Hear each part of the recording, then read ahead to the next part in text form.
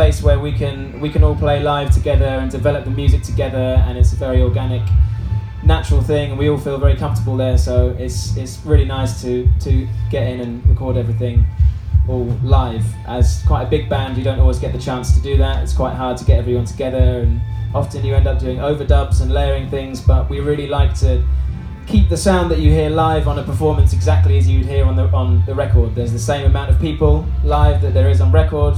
We do all the electronics live. There's no trickery on the record that you don't get to see on the live show, so that's part of the ethos, really. And we've got more collaborations on that record as well, with KOG, Kweku of Ghana, is going to be featuring on there as well, an amazing Ghanaian singer living in Sheffield, who was on our last album, Jungle Run, as well. And a few other collaborations in the pipelines that will probably come to fruition and be talked about later. But yeah. A very quick last question. Across the different tracks on the album, one can hear different influences. Anything you want to mention specifically that is inspiring you? You're drawing your sources. Yeah. So. Beyonce. Yeah, there you go. The next one. Everyone studied jazz, so that's quite a big influence on the band. I grew up listening to a lot of African music, and have been working with different African musicians in the UK and a bit in Tanzania, so that's quite a big influence. On that tune we just played as well, that's got kind of Malian influence guitar lines, but then jazz harmony as well. So trying to fuse jazz and African music is quite a big part of the sound.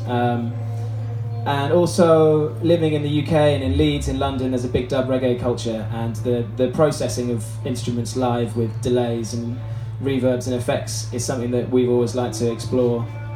So the kind of three pillars that we draw from a lot is music of the African diaspora, jazz and electronics and dub. Which one is going to influence the next song you're going to perform here?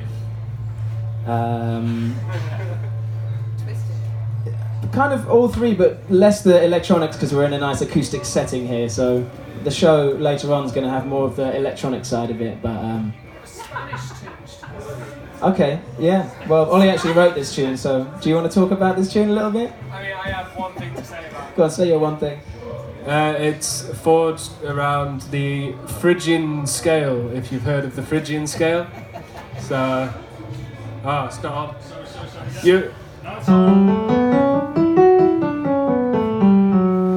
So that's used a lot in Spanish music. So I guess you'd say there's a Spanish influence there. And the title is Keeper.